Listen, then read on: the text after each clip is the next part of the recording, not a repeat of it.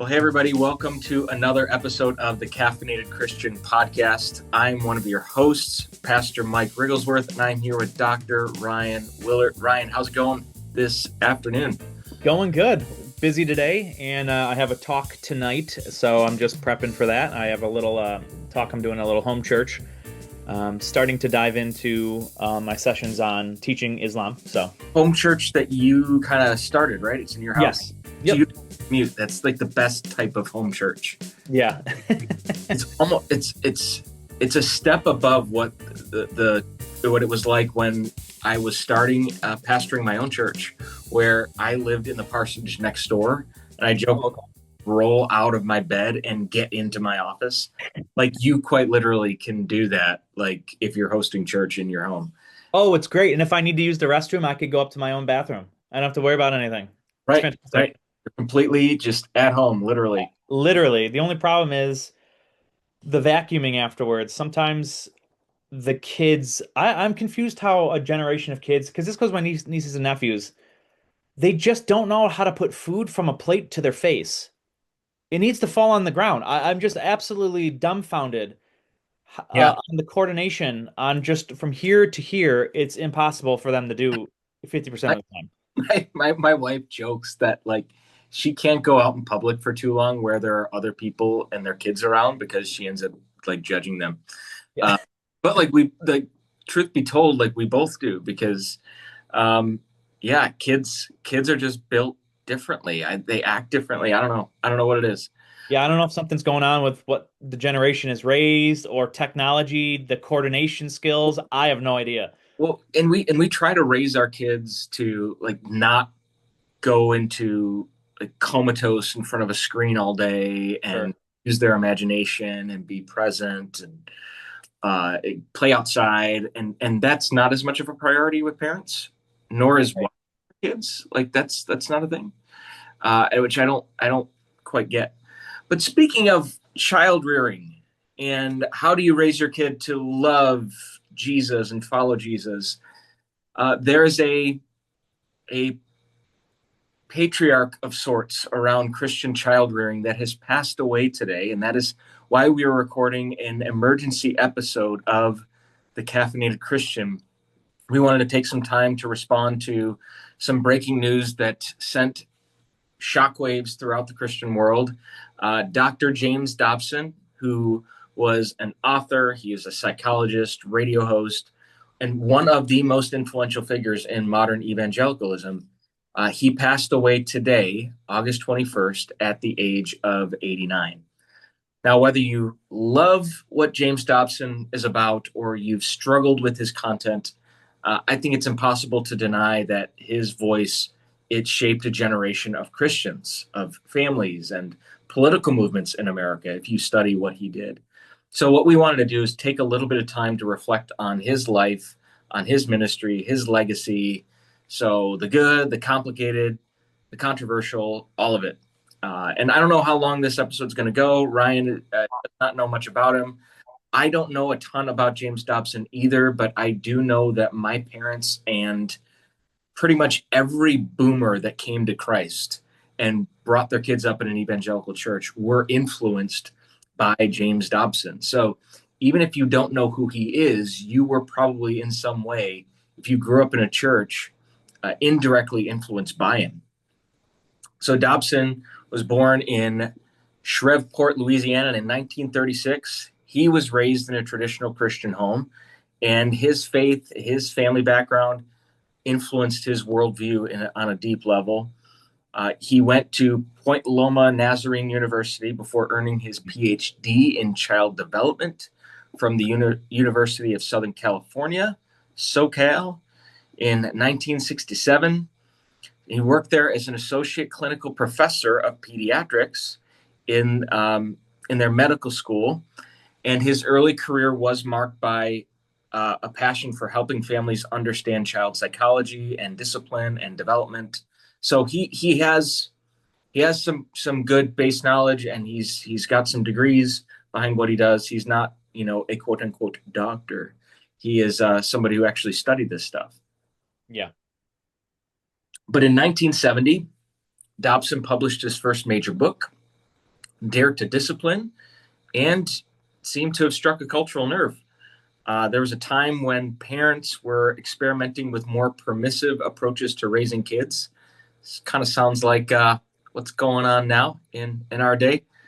Uh, we're just talking about that. We're parents don't parent the way that we were parented, right? Dobson argued for clear boundaries, firm discipline, and traditional values in the book. The book sold millions of copies, launched him in the national spotlight, and he quickly became a trusted voice in the evangelical world for Christian families everywhere who felt that the culture around them was shifting too quickly.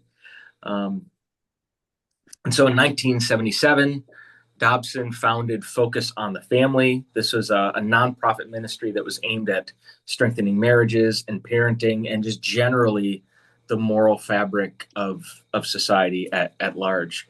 And it started as the small radio program, and it blossomed into the most influential Christian organization in the world. Um, one of, if not the most.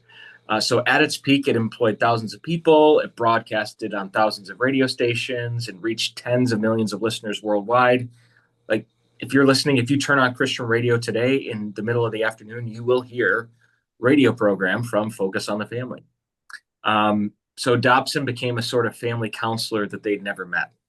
Right, a trusted voice coming through the radio with advice about kids and marriage and general health. Um, but Dobson's influence doesn't end there. He had incredible political influence. He became an incredibly important figure in what became known as the religious right. So he was alongside leaders like Jerry Falwell, Pat Robertson, and the like. Dobson pushed evangelicals to engage politically on issues like abortion, family values, education. He founded the Family Research Council in 1983, which became one of the most influential policy arms of the Christian conservative movement. He advised multiple presidents, going from Ronald Reagan to George W. Bush, even Donald Trump. He was an advisor to him as well. There's a photograph of him with Reagan in the Oval Office in 1985, and from there, his influence just skyrocketed in the political realm. He's considered one of the most influential figures in overturning Roe v. Wade, calling it one of the crowning achievements of his advocacy work. So very, very unashamedly pro-life, advocating for that to change on a political level, policy level. Um, let's see. They Dobson married his wife Shirley. He was married to her for 64 years. They raised two children. And let's see, what else? He framed his ministry not just as a professional calling, but as an extension of his role as a father, as a husband, as a grandfather. And his theme was always families matter, and they matter to God, something that we can get behind. But there was criticism and controversy around Dobson's ministry. It's not without that. He was a vocal proponent of corporal punishment. So spanking was something that he was an advocate of when not done in anger. Some of his critics argued that this normalized physical discipline in ways that were harmful to children. He supported conversion therapy and promoted beliefs that sexual orientation could be changed. This has been widely discredited, and it's said to have caused significant harm in the lives of many LGBTQ individuals and families. And let me clarify here that we're not advocating a particular perspective. We're not condoning or not condoning what Dobson is saying here. We're just giving you the information, right? One of his most infamous moments came in 1989 when he interviewed serial killer Ted Bundy days before Bundy's execution. And Bundy blamed his crimes on pornography. And Dobson, he aired the interview, and it went all over. Critics accused him of exploiting the tragedy to push a moral agenda, which, I mean, I don't know how, like, How do you avoid that? yeah, I don't know. I don't know. On any side of the coin. I don't know how you avoid that. Like I just have to stop there and just like I don't understand that part. Yeah. Like, what moral agenda? That pornography is bad? Or Like, how about what he did was terrible? I'm not gonna get moral on you just doing what you did to people. I'm not gonna make you're come yeah. on. Yeah. That sounds like it was written by someone who disagrees with his moral worldview. That's what people people who take that stance, I'm sure wouldn't have done that if someone made moral claims on the if they agreed with them. Well, and it's because he's a Christian. Sure. Because Right. if he wasn't, that wouldn't be brought up. And which is fascinating because the more and more you study statistics on pornography and the mind of kids and actions, I mean, like it is very influential. So, um, to not think that had a big part of it, I think would be disregarding recent knowledge of what it does to people. So, Absolutely, absolutely. So, coming back to Dobson, he stepped down from his role and focused on the family. He did it gradually over the course of 5 years between 2005 and 2010, but he didn't retire. He continued his work. He started James Dobson Family Institute and he launched a new radio program called Family Talk. And into his 80s, he was broadcasting to hundreds of thousands of listeners every single week. Um, so on August 21st, 2025, today, his passing was announced by the James Dobson Family Institute. He was 89 years old. There are reactions that have poured in across the spectrum. A bunch of people, Tony Perkins, who's the president of the Family Research Council, called him part of the Mount Rushmore of Christian conservatives. Historian John Fee noted that while many disagreed with him politically, his emphasis on family inspired better parenting practices in some households, which I could agree with that. Even if you disagree with his parenting practices, you could agree that it's better than permissive parenting and letting kids do whatever they want. And meanwhile, critics from the LGBTQ community and beyond have highlighted the pain caused by his stances, particularly around sexuality and around discipline. So now, through a lot of information at our watchers and listeners in a short amount of time, but I want to pose the question of how do we sum up James Dobson, mm, right? Because on the one hand, he's this pioneer in Christian media. He's a counselor to millions. He's a fierce advocate for family values. His books shaped the way Christians parent their kids and how they approached marriage. And like a lot of marriages stayed together because of the work that he and his organization um, they did. On the other hand, his alignment with right wing politics, defending conversion therapy, which has since been debunked, I think, and his confrontational style with regard to the culture wars, um, you can look at his legacy as something that's very complex. And there's some noteworthy and wonderful things that he's done, but there are some things that have actually harmed the Christian witness.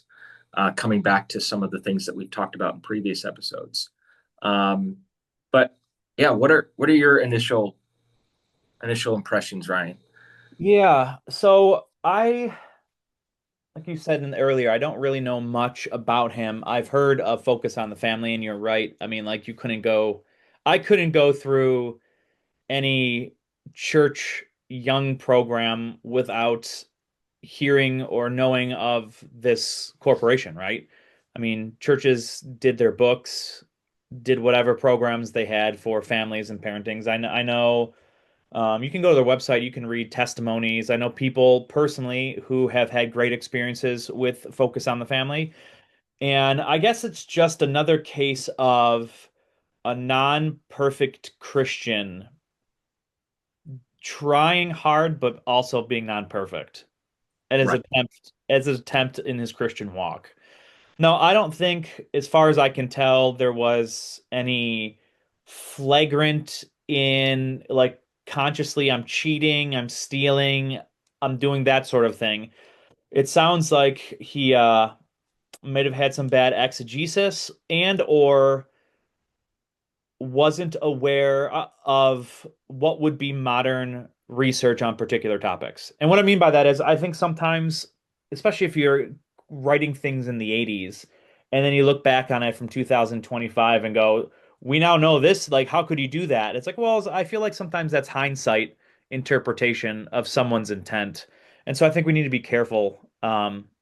with that. So I'm not too familiar with the research that he has done to put into his books, but from what I'm hearing and from what I know, it sounds like he's just a flawed Christian trying his hardest and being flawed while doing it. Oh yeah, and a flawed Christian that had a very, very public platform. Yes. I mean, how can you not? Oh my gosh.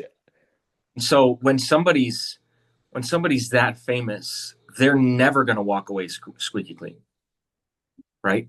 Yeah. I think it's kind of impossible to do that. Especially when your book, wouldn't it, didn't it sell like 4 million? Like the It's first book? Something crazy like that? a crazy, crazy amount. Yeah, Yeah. yeah, and it's yeah. I think that too on the underside of his life and his legacy, it's that I do think that he perpetuated an us versus them mentality that Christians are warring against other people, and it's one thing to acknowledge the fact that we are in a spiritual war and that we have an enemy, and that enemy is the devil, Satan, the adversary, the deceiver, as Scripture calls him. But with some of the rhetoric that guys like Dobson and Jerry Falwell and other folks really, really just leaned into, the messaging was not that our enemy is spiritual in nature, it's against the powers and the principalities in the unseen realm, but that it's the people. It's Hmm. people that have been deceived by the enemy. You know what I mean? Like, so Yeah. I think it, And that's tough because they could be saying things we disagree with, but we evangelize because we know, even though you disagree with me, we know we have a common enemy. And it's not you and I, even though we can necessarily disagree on things.